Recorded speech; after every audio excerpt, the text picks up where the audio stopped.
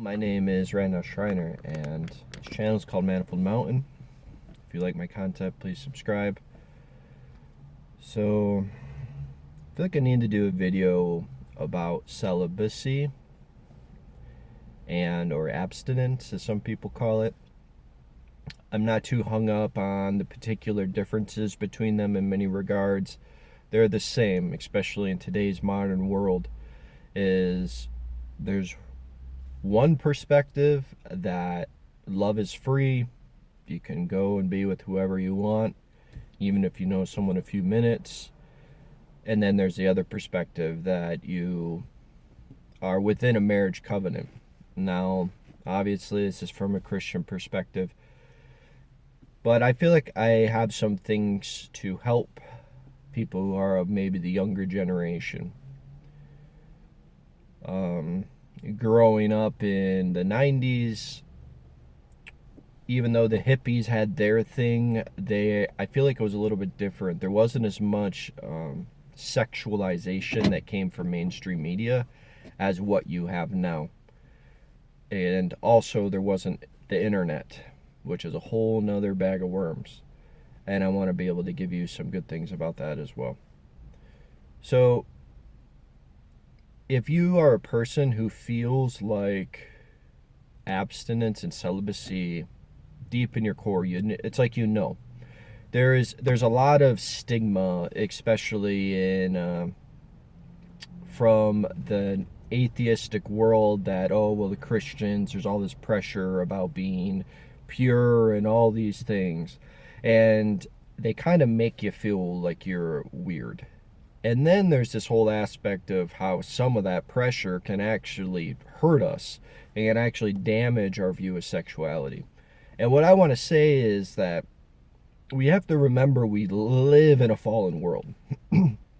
we keep being asked to flip how the world is viewed. We keep trying to make it look like that, if we just behaved in the right way, we were taught the right things, that the world would be at peace and we would all have perfect internal sanctity and just comfort.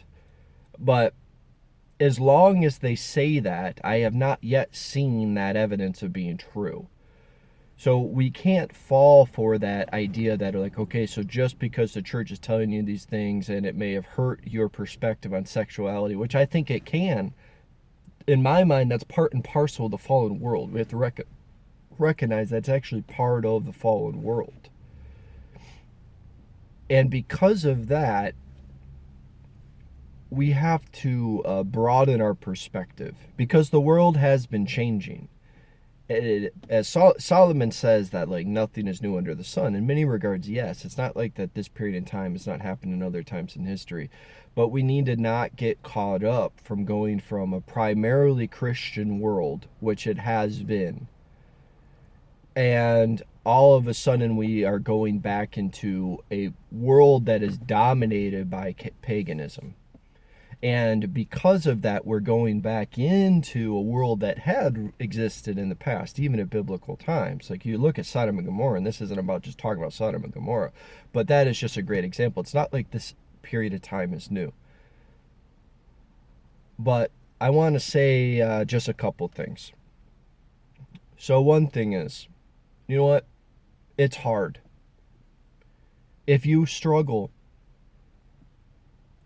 I'm not going to say have compassion on yourself to the point where you enable yourself, but I want to say have compassion on yourself and recognize that it is difficult.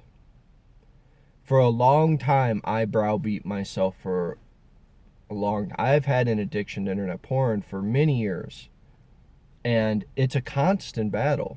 They have that book, Every Man's Battle, which it's very relevant. But in many ways, many of us people are fighting this battle alone and in isolation. How many churches have actually picked up that and have continued it? Not many that I've experienced. I've never been to a church that actually does every man's battle. That doesn't mean that we can't be the one who maybe brings that up and introduces it to the church. There's a sense of self-responsibility. But what I'm saying is that this idea of porn is kind of taboo, and a lot of people don't know what in the world to do with it. And we need to first recognize how it affects our mind. Because it isn't just spiritual, it's also physical, neurological, and psychological. Because of our spiritual falling, because the world has makes money, benefits, there is a demonic agenda, there is a spiritual influence that encourages this, and the internet makes these things very available and in private, and you're always being inundated about it. And then on top of that, the enemy takes these images that you have had in the past of these certain individuals, and he'll bring them back up to your mind and will pull you back into it. Like, these are all things that happen. But one thing that really helped me is recognizing, first off, I have to see that the process of being involved with porn releases massive amounts of dopamine in my mind, and that is the high that I receive. And as a Christian, it's very tempting, because on one hand, you're like, dude, I'm going to be celibate. I'm going to do what God asked me to do. I'm not going to sleep with someone until I'm married, which is all right and true. But on the other hand, the devil's like, here, this is cheap. This is easy. You can go ahead, and when you're weak, it's very easy to turn to the sin. But simultaneously, what happens is that sin inserts shame into our spirit. And that shame within our spirit, then it does two things. The porn does two things. One, the shame within our spirit makes us feel like we're unworthy to ever marry a woman or a man. If you opposite sex, this goes for both sexes. And simultaneously, that shame is in many ways warranted, because deep down, most of us don't ever want to hurt our spouse or our future spouse. But we know our bad behavior. So we end up imagining, well, if I am married one day, what if I fall back into my sin? That would be so catastrophic to the individual. So the enemy also uses fear against us. Okay? And the other thing that porn does is that it always will make us, and even premarital sex, it will always make us look for, if there is something we liked about this person, that it will move us to not want to be with someone who doesn't match up with that. So it may actually be pigeonholing us out of being with someone who God knows could be really good for us, but because of our past sins, it has left a certain scar that has affected us. And there was a verse in a Micah, I don't know the exact verse number, I read a few days ago, was this idea is that, I apologize if I don't quote it exactly, but it was this idea that our souls can keep us from the good that God has for us. The desires of our soul can keep us from the good that God has for us. And it takes us being able to surrender it to Him. The final piece I want to give to you is that, actually two pieces. The next one I think is very important, is if you struggle with these things, if you struggle with falling back into sin. Now I'm 38, you go through your 20s, you go through your 30s. Some of you have never had an intimate encounter with someone, not because you haven't wanted it, but because you just have not been able to have it. I understand that there's a lot of minutia where people struggle at unique situations, but I want to tell you right now here today, you know what? God loves you. God knows how brutal this is. Don't ever mistake to think that you are unique in your sin. Don't ever make the mistake that for some reason you are so sinful that you've looked at too many weird things that God will never be able to help you and redeem you. Because that is how the enemy isolates you. I read something one day where a man said that he eventually just got over his porn addiction when he realized God's mercy. And it was all instantaneous for him. For myself, it hasn't been instantaneous, but what I will say is that once I started focusing on God's mercy, it's become weaker and weaker and weaker and weaker in my life. So instead of focusing on your sin, I want you to focus on God's mercy for you. And what you will discover is how loving God is. you will discover how much he loves you, loves you, loves you, loves you. And he wants you. He doesn't want you looking at porn, but he will never reject you when you come back to him, no matter how many times you get back on the horse. And there will be times where you'll go a long time, and all of a sudden you slip up, and the shame comes back just like a sledgehammer. And there is so much shame coming back to God and be like, God, I messed up again. I messed up again, God. And it hurts to say those words to God.